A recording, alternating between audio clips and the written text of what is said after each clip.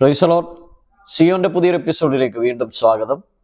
എല്ലാവർക്കും സുഖമെന്ന് കരുതുന്നു. ഞങ്ങളുടെ ചോദ്യങ്ങളും ഉത്തരങ്ങളും ഒക്കെ നിങ്ങൾക്ക് അനുഗ്രഹമാണെന്ന് കരുതിക്കൊണ്ട് ഇന്ന് ചില പൊതു ചോദ്യങ്ങളുമായിട്ടാണ് നിങ്ങളുടെ അടുക്കിലേക്ക് എത്തിയിരിക്കുന്നത്.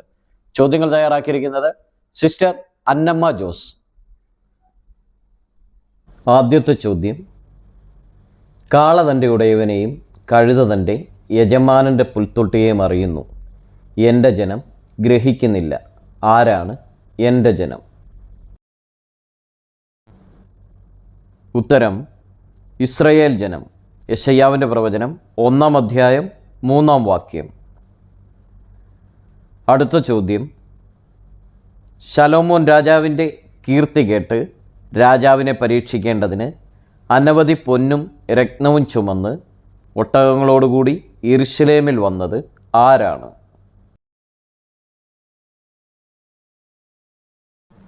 ഉത്തരം: ശേബാരാജ്ഞി. 1 രാജാക്കന്മാർ 10-ാം അധ്യായം 12-ാം വാക്യം. അടുത്ത ചോദ്യം: ആരുടെ രക്തമാണ് നായ്ക്കൾ നക്കിക്കുടിച്ചത്?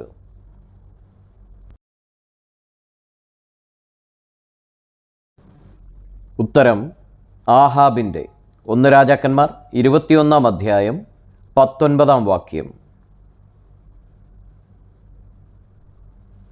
അടുത്ത ചോദ്യം: ഹസായേൽ 40 ഒട്ടകച്ചുമടുമായി ദമ്മേശെക്കിലെ വിശേഷ വസ്തുക്കൾ ആരുടെ അടുക്കലേക്കായിരുന്നു കൊടുത്തയച്ചത്? ഉത്തരം: എലീശായുടെ. 2 രാജാക്കന്മാർ 8-ാം അധ്യായം 9-ാം വാക്യം.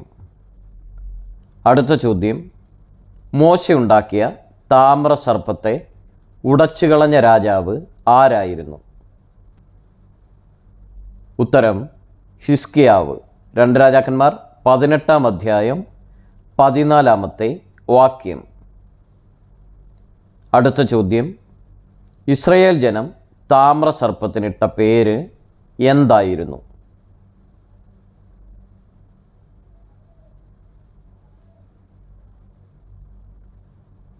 ഉത്തരം: നെഹുഷ്ടാൻ. 2 രാജാക്കന്മാർ 18-ാം അധ്യായം 4-ാം വാക്യം. അടുത്ത ചോദ്യം: സിംഹവും കരടിയും ആട്ടിൻകുട്ടിയെ കടിച്ചു കീറിയപ്പോൾ വായിൽ നിന്ന് വിടുവിച്ചത് ആരായിരുന്നു? ഉത്തരം: ദാവീദ്. 1 ശമൂവേൽ 7-ാം അധ്യായം 35-ാമത്തെ വാക്യം. അടുത്ത ചോദ്യം: കാട്ടുകലയെപ്പോലെ ശീഘ്രഗാമി ആരായിരുന്നു?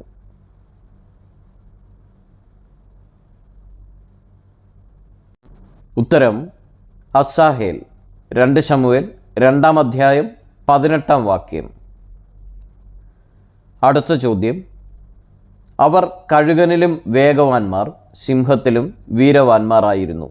അവർ ആരെല്ലാമാണ്? ഉത്തരം: ശൗലും യോനാഥാനും. 2 ശമൂവേൽ 1-ാം അധ്യായം 23-ാമത്തെ വാക്യം. അടുത്ത ചോദ്യം: ബുദ്ധിയില്ലാത്ത പൊട്ടപ്രാവെന്ന് ആരെയാണ് വിശേഷിപ്പിച്ചിരിക്കുന്നത്?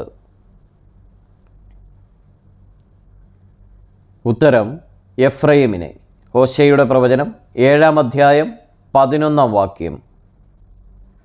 അടുത്ത ചോദ്യം: കാളയെപ്പോലെ പുല്ലു തിന്ന രാജാവ് ആരായിരുന്നു? ഉത്തരം: നെബൂഖദ്നേസർ രാജാവ്. ദാനിയേൽ പ്രവചനം 4-ാം അധ്യായം 25-ാം വാക്യം. അടുത്ത ചോദ്യം: ഗിൽഗാലിൽ കാളകളെ ബലി കഴിക്കുന്നത് ആരാണ്? ഉത്തരം: ഗിലെയാദ്യർ. ഹോശേയുടെ പ്രവചനം 12-ാം അധ്യായം 11-ാം വാക്യം. അടുത്ത ചോദ്യം: കാള ഒരു ദാസനെയോ ദാസിയെയോ കുത്തിയാൽ അവൻ ഉടമസ്ഥന് എന്താണ് കൊടുക്കേണ്ടത്? ഉത്തരം: 30 ശേക്കെൽ വെള്ളി. പുറപ്പാട് പുസ്തകം 21-ാം അധ്യായം 32-ാം വാക്യം. അടുത്ത ചോദ്യം: അവൻ കാട്ടുകഴുതയെപ്പോലെയുള്ള മനുഷ്യനായിരിക്കും? ആരെക്കുറിച്ചാണ് പറഞ്ഞിരിക്കുന്നത്? ഉത്തരം ഇസ്മായിലിനെ കുറിച്ച്. ഉൽപ്പത്തി പുസ്തകം 16-ാം അധ്യായം 2-ാം വാക്യം. അടുത്ത ചോദ്യം, കാളയെയും കഴുതയെയും ഒന്നിച്ച് എന്ത് ചെയ്യരുതെന്നാണ് പറഞ്ഞിരിക്കുന്നത്? ഉത്തരം പൂട്ടി ഉഴരുത്. ആവർത്തന പുസ്തകം 22-ാം അധ്യായം 10-ാമത്തെ വാക്യം. അടുത്ത ചോദ്യം, ഹോമയാഗത്തിലുള്ള വഴിപാട് ചെമ്മരിയാടോ കോലാടോ ആകുന്നുവെങ്കിൽ എങ്ങനെയുള്ളതിനെ അർപ്പിക്കണം? ഉത്തരം ഊനമില്ലാത്ത ആണിനെ. ലേവ്യ പുസ്തകം 1-ാം അധ്യായം 10-ാം വാക്യം. അടുത്ത ചോദ്യം, ആരുടെ കുളത്തിങ്കൽ വെച്ചാണ് കാള വിരണ്ട് ഓടിയത്?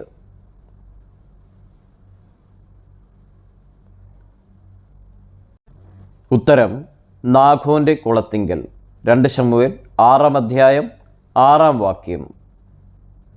അടുത്ത ചോദ്യം, ഇയ്യോബിൻ്റെ കാളകളെയും പെൺകഴുതകളെയും പിടിച്ചുകൊണ്ടു പോയത് ആരാണ്?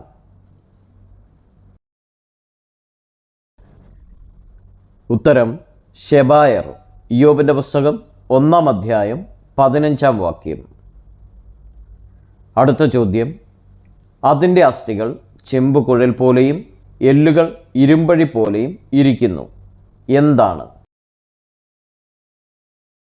ഉത്തരം നദീഹയം. ഇയ്യോബിൻ്റെ പുസ്തകം 40-ാം അധ്യായം 15-ാമത്തെ വാക്യം. അടുത്ത ചോദ്യം, പെൺകരടി എത്ര ബാലന്മാരെയാണ് കീറിക്കളഞ്ഞത്?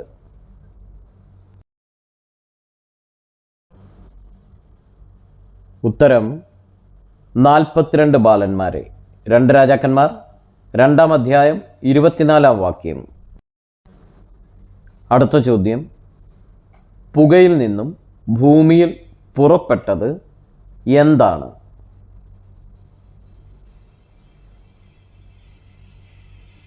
ഉത്തരം വെട്ടിക്കിളി. വെളിപ്പാട് പുസ്തകം 9-ാം അധ്യായം 8-ാമത്തെ വാക്യം. ഇതുവരെയും വീഡിയോ കണ്ടിരുന്ന എല്ലാവരെയും ദൈവം അനുഗ്രഹിക്കട്ടെ.